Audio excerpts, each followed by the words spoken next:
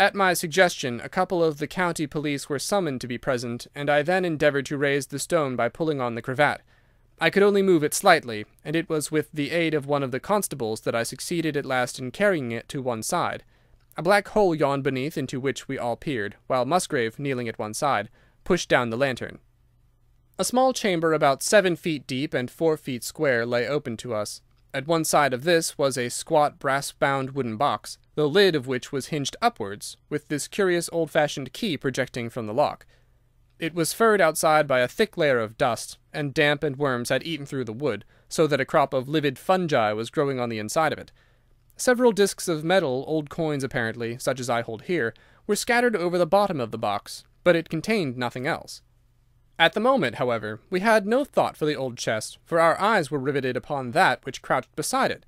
It was the figure of a man, clad in a suit of black, who squatted down upon his hams, with his forehead sunk upon the edge of the box, and his 2 arms thrown out on each side of it. The attitude had drawn all the stagnant blood to the face, and no man could have recognized that distorted liver-coloured countenance, but his height, his dress, and his hair were all sufficient to show my client, when we had drawn the body up, that it was indeed his missing butler. He had been dead some days, but there was no wound or bruise upon his person to show how he had met his dreadful end. When his body had been carried from the cellar, we found ourselves still confronted with a problem which was almost as formidable as that with which we had started. I confess that so far, Watson, I had been disappointed in my investigation. I had reckoned upon solving the matter when once I had found the place referred to in the ritual, but now I was there, and was apparently as far as ever from knowing what it was which the family had concealed with such elaborate precautions. It is true that I had thrown a light upon the fate of Brunton, but now I had to ascertain how that fate had come upon him, and what part had been played in the matter by the woman who had disappeared. I sat down upon a keg in the corner, and thought the whole matter carefully over. You know my methods in such cases, Watson. I put myself in the man's place, and having first gauged his intelligence, I try to imagine how I should myself have proceeded under the same circumstances. In this case the matter was simplified by Brunton's intelligence being quite first-rate, so that it was unnecessary to make any allowance for the personal equation, as the astronomers have dubbed it. He knew that something valuable was concealed. He had spotted the place. He found that the stone which covered it was just too heavy for a man to move unaided. What would he do next? He could not get help from outside, even if he had someone whom he could trust, without the unbarring of doors and considerable risk of detection. It was better, if he could, to have his help made inside the house.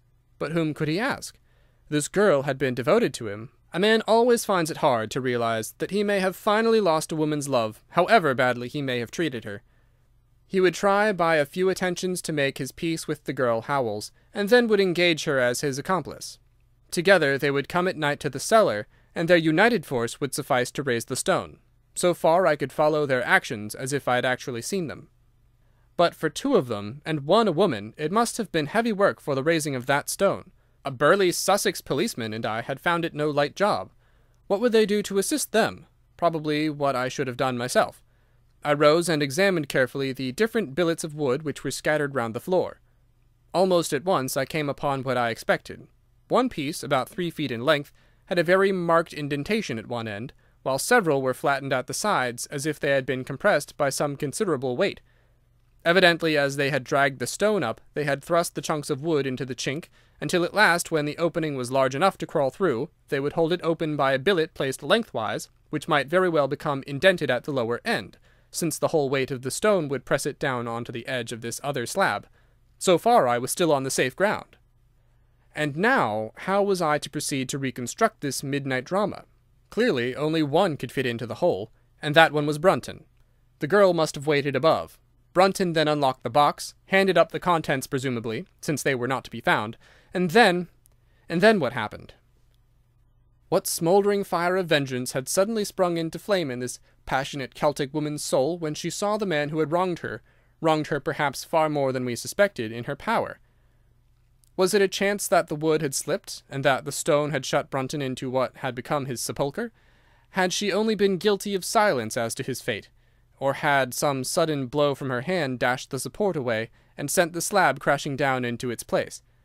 Be that as it might, I seemed to see that woman's figure still clutching at her treasure trove, and flying wildly up the winding stair, with her ears ringing perhaps with the muffled screams from behind her, and with the drumming of frenzied hands against the slab of stone which was choking her faithless lover's life out.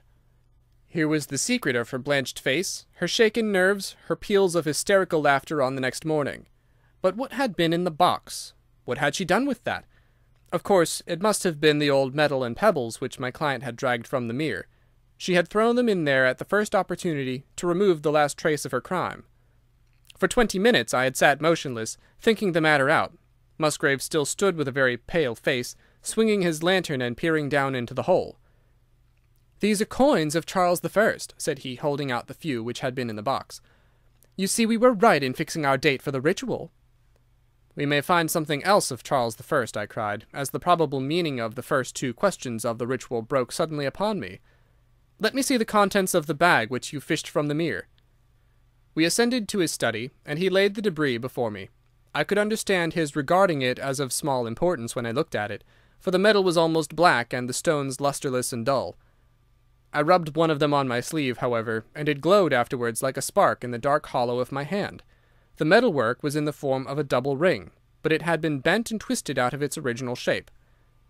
"You must bear in mind," said I, "that the royal party made head in England even after the death of the king, and that when they at last fled they probably left many of their most precious possessions buried behind them, with the intention of returning for them in some more peaceful times." "My ancestor, Sir Ralph Musgrave, was a prominent cavalier and the right-hand man of Charles II in his wanderings," said my friend. "Ah, indeed!" I answered. "Well, now, I think that really should give us the last link that we wanted. I must congratulate you on coming into the possession, though in rather a tragic manner, of a relic which is of great intrinsic value, but of even greater importance as an historical curiosity." "What is it, then?" he gasped in astonishment. "It is nothing less than the ancient crown of the kings of England." "The crown?" "Precisely. Consider what the ritual says. How does it run? Whose was it? His who is gone. That was after the execution of Charles. Then who shall have it? He who will come. That was Charles II, whose advent was already foreseen. There can, I think, be no doubt that this battered and shapeless diadem once encircled the brows of the royal Stuarts." "And how came it in the pond?" "Ah, that is a question that will take some time to answer." And with that I sketched out to him the whole long chain of surmise and of proof which I had constructed. The twilight had closed in, and the moon was shining brightly in the sky before my narrative was finished. "And how was it, then, that Charles did not get his crown when he returned?" asked Musgrave, pushing back the relic into its linen bag. "Ah, there you lay your finger upon the one point which we shall probably never be able to clear up. It is likely that the Musgrave who held the secret died in the interval, and by some oversight left this guide to his descendant without explaining the meaning of it. From that day to this, it has been handed down from father to son, until at last it came within reach of a man, who tore its secret out of it and lost his life in the venture." And that's the story of the Musgrave ritual, Watson. They have the crown down at Hurlstone, though they had some legal bother and a considerable sum to pay before they were allowed to retain it. I am sure that if you mentioned my name they would be happy to show it to you. Of the woman nothing was ever heard, and the probability is that she got away out of England and carried herself and the memory of her crime to some land beyond the seas. End of Adventure 5, The Musgrave Ritual.